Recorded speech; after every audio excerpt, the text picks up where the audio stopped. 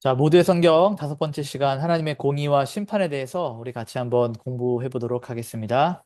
자, 우리가 목차를 살펴보면 오늘은 하나님의 공의에 대해서 그리고 또 진노와 심판 그리고 지옥의 실제에 대해서 십자가는 어떠한 것인가 그리고 우리는 어떻게 반응을 해야 되고 또 이러한 것들에 대해서 결론을 내리는 부분까지 우리 같이 한번 공부를 해 보도록 하죠. 자, 먼저 하나님은 공의로우신 하나님이십니다. 자, 먼저 우리가 공의라는 그 단어를 좀 같이 살펴봐야 될 것 같은데요. 공의는 하나님의 완전한 의로움입니다. 그러니까 하나님은 항상 옳은 일을 하시는 분이시고 죄에 대해서 반드시 심판하시는 분이시다. 이 하나님의 본성을 표현하는 것이 바로 공의입니다. 자, 그러면 성경에는 이 하나님의 공의를 어떻게 나타내고 있는지 신명기 32장 4절 말씀을 같이 한번 읽어보도록 하겠습니다. 그는 반석이시니 그가 하신 일이 완전하고 그의 모든 길이 정의롭다. 그는 진실하시고 거짓이 없으신 하나님이시니 공의로우시고 바르시도다. 아멘. 시편 7편 11절에도 이런 말씀이 있죠. 하나님은 의로우신 재판장이시며 매일 분노하시는 하나님이시로다. 자, 공의는 이 법적 차원을 초월하는 거예요. 그러니까 우리가 세상적으로 만들어진 법이나 어떤 기준을 뛰어넘어서 하나님 편에서 하나님이 옳다 여기시는 것, 하나님이 옳은 일을 행하시는 것, 그것이 바로 하나님의 공의가 되는 것입니다. 이는 하나님의 거룩함과도 일치한다고 말할 수 있죠. 여기서 우리가 살펴볼 수 있는 거룩함은 구별됨, 분별됨인데 하나님의 거룩함, 하나님이 구별되시다. 그러니까 하나님이 옳으시다라고 여기시는 것들과 세상이 옳다라고 여기는 것들에 대한 완전한 구별과 구분입니다. 그래서 오직 하나님만이 공의로우시고 오직 하나님만이 정의로우신 분이다라고 말할 수 있는 것이죠. 그러니까 인간의 기준과는 차원이 다른 거예요. 하나님의 본성이 기준이 되시는 겁니다. 하나님의 공의는 완전하고 절대적이에요. 여기는 그 어떠한 흠결이나 어떠한 부족함이나 어떠한 모자람이 있지 않습니다. 하나님의 공의는 언제나 완벽하고 완전하십니다. 또 특별히 하나님은 죄에 대해서 절대로 간과하지 않으세요. 물론 우리가 죄를 지을 때, 우리가 연약할 때, 우리가 부족할 때 하나님께서 길이 참으시고 오래 참으시고 진노 중에도 긍휼을 잃지 않으시는 하나님의 성품이 있지만 이 죄에 대해서 하나님은 절대로 간과하지 않으신다는 사실을 우리가 기억해야 됩니다. 자, 하나님의 진노와 심판, 자, 하나님의 거룩하심, 하나님의 공의에 대해서부터 비롯돼서 그 죄를 어떻게 대하실 것인가, 이 죄에 대한 심판하심을 우리가 좀 살펴봐야 될 필요가 있는데요. 진노의 특성과 심판의 과정을 좀 먼저 보도록 하죠. 진노는 감정적인 분노와 달라요. 자, 하나님이 진노하셨다라고 말씀하시는 것은 우리 인간이 어떠한 일로 인하여서 어떠한 상황으로 인하여서 화가 난다, 분노했다라고 하는 인간적인 감정에 대한 분노와 차원이 다른 하나님의 반응입니다. 왜냐하면 우리 인간의 어떤 분노나 우리 인간의 화는 인간의 어떤 상황, 그러니까 자기 자신의 기준이 되지만 하나님의 진노하심은 하나님의 거룩한 공의가 기준이 된다는 얘기예요. 그래서 하나님께서 심판을 하실 때 각 사람의 행위대로 심판하십니다.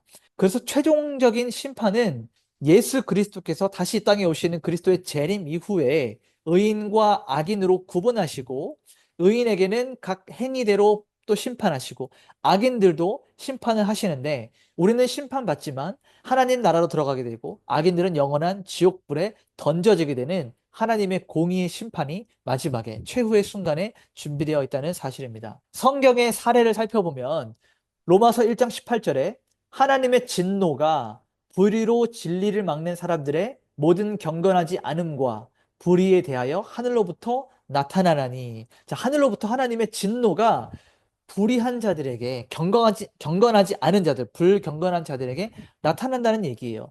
자, 히브리서 9장 7절 말씀에 한 번 죽는 것은 사람에게 정해진 것이요. 그 후에는 무엇이 있다? 심판이 있다라는 거예요. 죽음 이후에 심판이 있다라는 거죠. 전도서 12장 14절 말씀에도 하나님은 모든 행위와 모든 은밀한 일을 선악간에 심판하시리라. 결국 사람의 행위에 따라서 각 사람의 행위에 따라서 하나님께서는 심판하신다. 선악간에 심판하신다는 말입니다. 자, 이는 하나님의 거룩하심이 계속해서 유지되기 위해서 이런 심판들이 필요한 거예요. 구분이 되는 겁니다. 그냥 이 죄를 하나님께서 눈 감아주시고 묵과하시고 그냥 없는 것처럼 여겨주실 수가 없다는 얘기예요. 그렇기 때문에 이를 해결하기 위해서는 복음이 절대적으로 필요하다. 절실함이 강조가 되는 것이죠. 자, 그 다음에 우리가 이 지옥에 대해서 한번 살펴보죠. 지옥은 최종 심판의 자리입니다. 자, 지옥은 하나님의 은혜에서 완전히 끊어진 상태로 하나님의 진노를 영원히 받는 실제 장소입니다. 자, 우리가 천국과 지옥을, 천국을 우리가 두 가지 개념으로 좀 볼 수가 있어요. 하나는 우리가 죽어서 가는 장소적 개념으로 볼 수가 있고, 또 다른 관점으로는 하나님의 다스림, 하나님의 통치가 있는 것이 하나님의 나라다라고 우리가 말을 할 수가 있는데, 여기서 말하는 이 지옥은 첫 번째 개념에서 실제적으로 사람이 죽고 나서 우리 영혼이 우리 육신이 부활하고 영혼과 만나서 믿는 자들은 하나님 나라에, 믿지 아니하는 자들은 지옥불에 떨어지게 되는 이러한 장소적인 부분을 언급을 하고 있어요. 마찬가지로 이 지옥은 하나님께서 그 모든 권위 위에 계심에도 불구하고 하나님의 다스림이 없는 곳이죠. 하나님과 무관한 하나님의 진노를 영원히 받게 되는 장소입니다. 자, 지옥에 대한 정의 그리고 성경적인 묘사를 보게 되면요, 영혼이 하나님께 분리된 곳이다라고 그래요. 그래서 예수 그리스도께서 십자가에서 죽으실 때 왜 그렇게 괴로워하셨을까?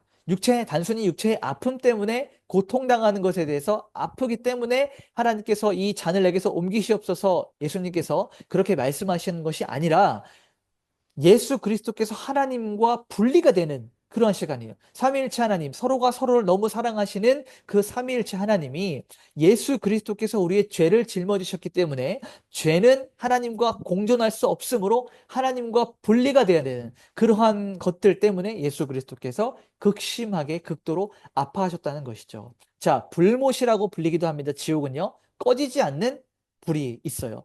슬피 울며 이를 갈리라 라고 했던 성경 구절들이 바로 이 지옥에 대한 묘사입니다. 우리가 기억해야 될 것은요, 의식이 있는 고통의 장소라는 거예요. 통증이 실제로 있고요, 우리의 의식이 그 여전히 존재합니다. 그렇기 때문에 이 지옥에 갔을 때 우리가 느끼는 어떤 고통이나 괴로움은 말로 다 할 수 없을 만큼 너무너무 괴로운 곳이 바로 지옥입니다. 우리가 살아가면서 흔히 하는 말로 사는 게 지옥이야 라고 이 땅의 삶을 말하지만 이 땅에서의 고통과는 비교할 수 없을 정도의 극심한 고통이 준비되어 있는 곳이 바로 지옥입니다. 믿지 아니하는 자들이 갈 수밖에 없는 곳이죠.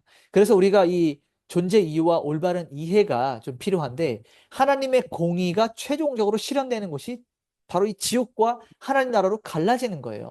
공의의 하나님께서, 사랑과 공의의 하나님께서 이 죄에 대해서 반드시 관고하지 않으신다고 그랬죠. 이에 대한 결과는 바로 지옥으로 던져지게 되는 것입니다. 복음을 거부한 자들이 가게 되는 것이죠. 이는 어떠한 상징이 아니에요. 어떠한 이미지나 어떠한 개념이 아니라 실제로 존재하는 것입니다. 그렇기 때문에 아까 이야기했듯이 복음이 긴급적으로 계속해서 선포가 돼야 되고, 이 복음이 전파돼야 되는 우리의 이 간절한 마음을 담아서 하나님의 말씀, 이 복음을 전해야 된다라고 하는 것이죠. 지옥불로 떨어져 가는 자들을 건져내기 위해서.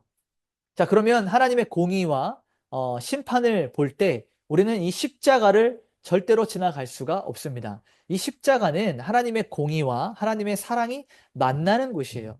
자, 십자가의 의미와 중요성은요, 죄인을 위한 하나님의 사랑이 먼저 들어갑니다.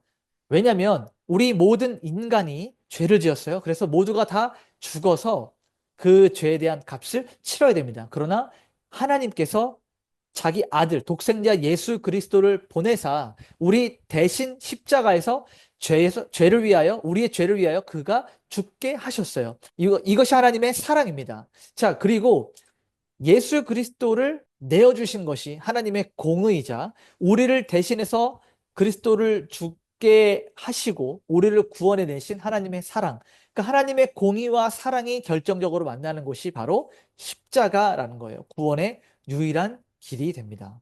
하나님의 공의와 사랑이 이 십자가 위에서 아름답게 조화가 되는 거예요. 자, 죄를 절대로 간과하지 않으시기 때문에 죄에 대한 대가를 치르게 하셨기 때문에 하나님의 거룩함이 충족이 되는 거예요. 우리 인간의 죄의 문제가 해결되는 것이죠. 그러므로 우리가 이제는 영원한 죄인에서 거룩한 영원한 의인으로 거듭나는 사건이 바로 십자가에서 일어났기 때문에 하나님의 공의와 하나님의 사랑이 십자가 위에서 완전하게 이루어진다, 조화가 된다라는 것이죠.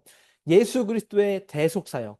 자, 죄인은 죽어야 돼요. 피 흘림이 없이는 사함이 없다라고 히브리서 말씀에 있죠.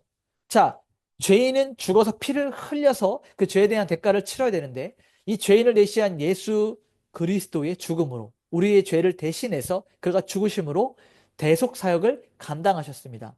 자, 죄로 인해서 하나님과 우리 인간이 막혀 있었던 담을 예수 그리스도의 십자가 죽음으로 길을 열어주셨어요. 막힌 담을 허물어 주셨어요. 영원한 생명의 길이 우리에게 열린 것입니다. 그래서 이 십자가가 주는 메시지가 뭐냐? 우리 인간을 향한 하나님의 무조건적인 사랑이에요.